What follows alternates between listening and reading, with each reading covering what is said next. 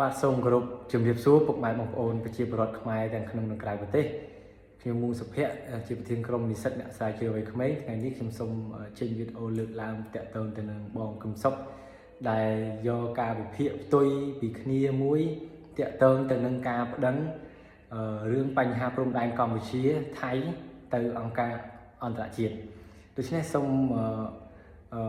ប្រជាពលរដ្ឋខ្មែរយើងចូលស្ដាប់វីដេអូការពីដែលយុវជននៅកូរ៉េនៅខាងក្រៅប្រទេសបូករួមទាំងការអបអរសាទរឱកាសភាពជោគជ័យរបស់បងកឹមសុខចូលមើលទាំងអស់គ្នាគឺជាជោគជ័យដ៏ធំមួយ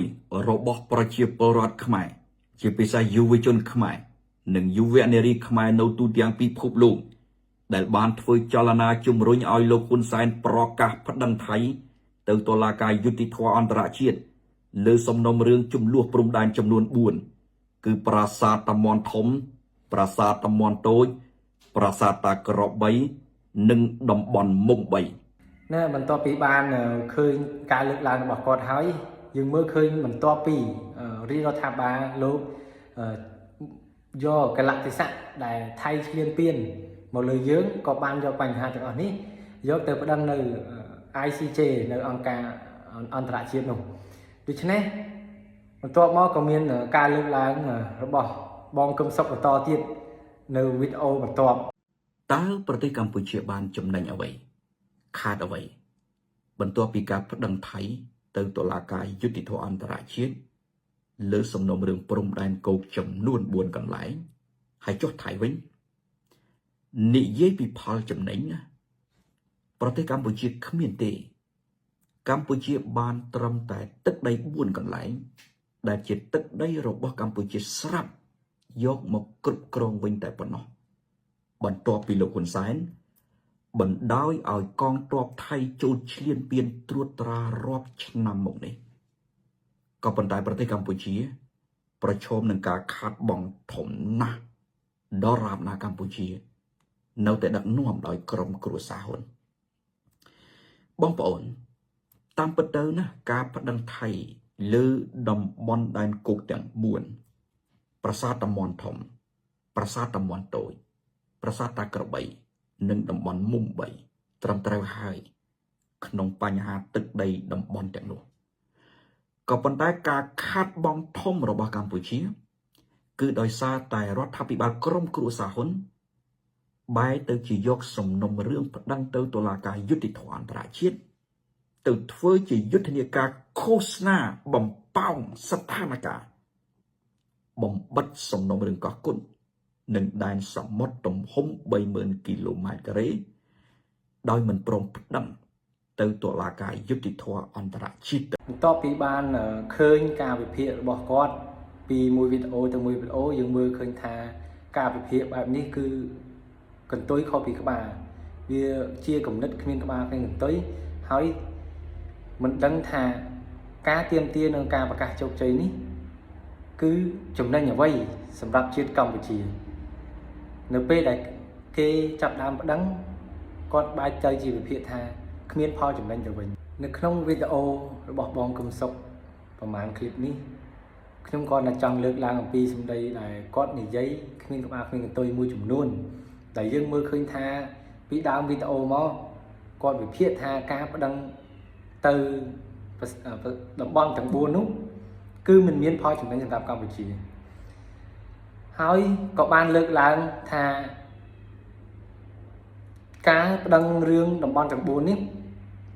ទៅជាបិទរឿងកោះគុជទៅវិញនៅក្នុងចំណុចនេះក្នុងនាមខ្ញុំជាយុវជនខ្ញុំមើលឃើញថាអ្នកវិភាគនាំពាក្យបំរើ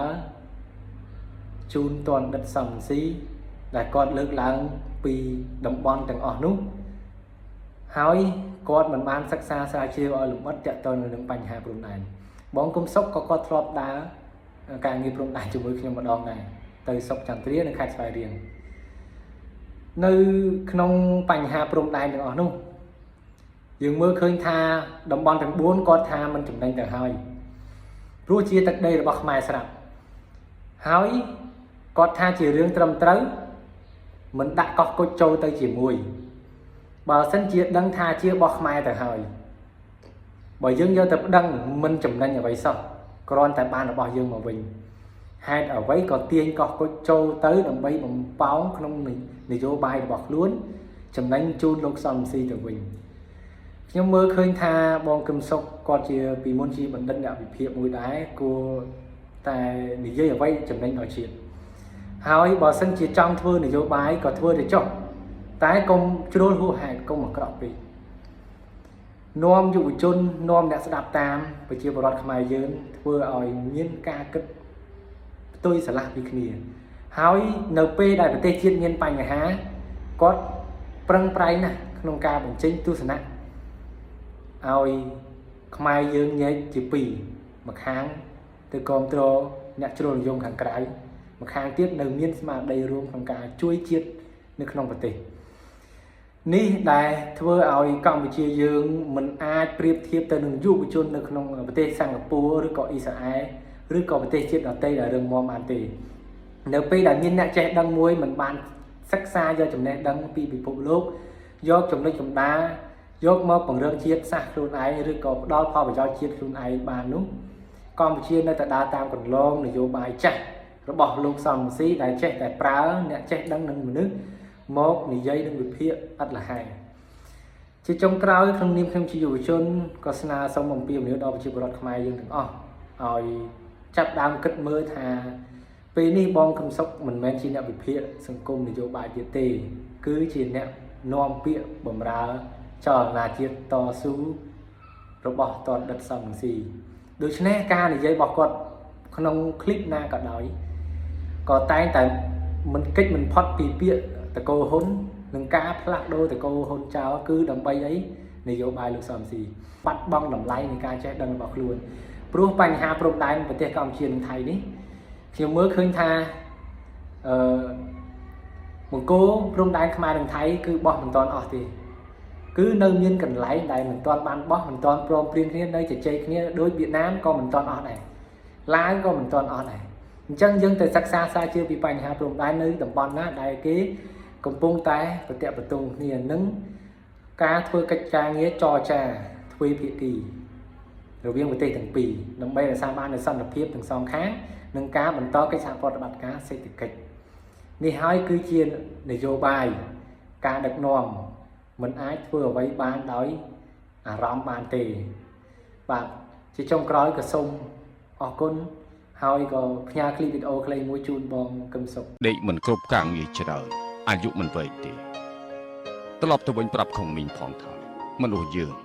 ត្រូវចេះធ្វើអារម្មណ៍ឲ្យល្អទើបអាចដេកលក់ស្កប់ស្កល់